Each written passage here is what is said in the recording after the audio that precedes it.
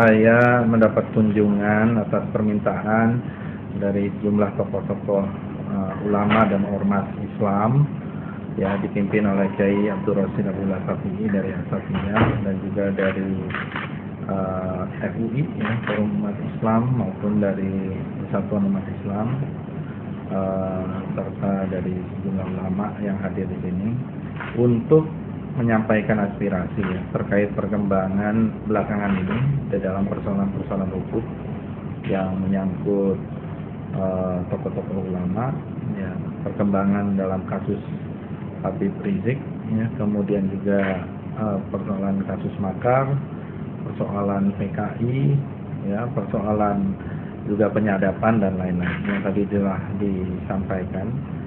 Ya, saya kira kita memang menghadapi persoalan-persoalan ini dengan sangat jelas, ya, karena transparan dalam pandangan publik bahwa penanganan masalah hukum kita ini boleh dibilang menurut pendapat saya ini tidak profesional, ya. Ada upaya-upaya untuk kriminalisasi dan menarget orang-orang tertentu yang dianggap kritis kepada pihak penguasa. Dan saya kira ini jelas satu pelanggaran terhadap konstitusi dan undang-undang kita.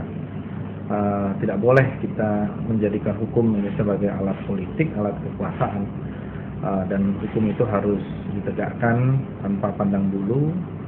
Kita ini bersamaan kedudukannya di dalam hukum dan pemerintahan tanpa ada kecualinya. Itu bunyi pasal 27 Undang-Undang Dasar 1945. Jadi apa yang disampaikan tadi oleh sejumlah tokoh ulama kepada kami, saya ditemani oleh anggota Komisi 3, Saudara Supratman, tentu akan kita sampaikan kepada komisi terkait, kepada pihak-pihak terkait di pemerintah maupun di pihak kepolisian, agar tidak ada abuse of power, dan juga tidak ada upaya untuk kriminalisasi, dan tegakkanlah hukum seadil-adilnya. Pak, ini kan ada isu mau ada acara demo nih Pak, apakah ini ada hubungannya atau enggak? Ya, saya kira itu kan aspirasi dari masyarakat untuk melakukan unjuk rasa dan sebagainya. Itu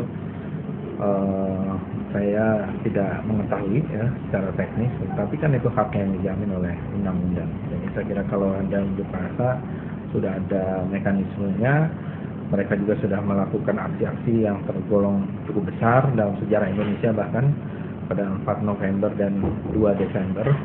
Ya, saya kira ini juga suatu contoh bagaimana aksi dalam jumlah besar tapi bisa berjalan dengan baik, dengan damai. Saya kira itu yang kita harapkan. Kalaupun ada unjuk rasa, protes, tapi harus dijalankan dengan damai, dengan baik, dengan tertib. Himbauan kepada masyarakat mengenai kasus ini lumayan booming juga dan menyita perhatian masyarakat, apa Pak dari Bapak? Ya, kita memang dalam hal ini masyarakat juga banyak yang cukup resah, terutama dari tokoh-tokoh umat Islam sendiri, apalagi lembaga-lembaga seperti MUI juga tidak mendapatkan penghargaan sesuai dengan porsinya selama ini. Saya kira ini adalah masa yang sangat buruk bagi MUI.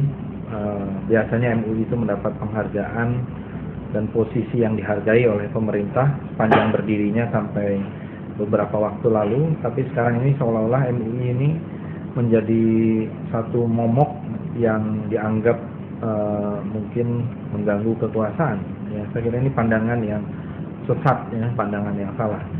Dan kepada masyarakat tentu kita perlu tetap tenang dan memilah-milah informasi hoax, ya, atau hoax yang selalu banyak di media sosial.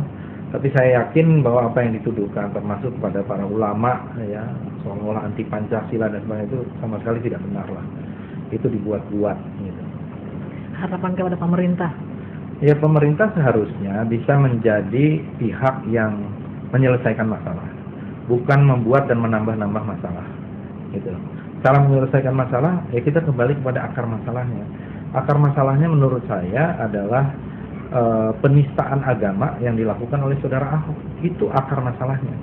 Dan tokoh-tokoh umat Islam dan sejumlah pihak menginginkan ada penegakan hukum. Sementara yang dilihat ketika itu, persepsi yang berkembang seolah-olah pihak pemerintah, penguasa itu mendukung atau membackingi saudara Ahok. sehingga hukum tidak berjalan sebagaimana mestinya.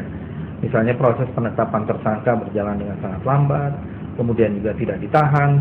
Sementara di sisi lainnya, orang yang membawa bendera itu langsung ditahan, dijadikan tersangka dan sebagainya dengan mudah. Bahkan ada tokoh-tokoh yang selama ini dianggap vokal, langsung ditangkapi, seperti mau melakukan kudeta di zaman G30 SPKI dulu gitu loh. Jadi ini satu tindakan yang sama sekali tidak adil, tidak berimbang, tidak profesional.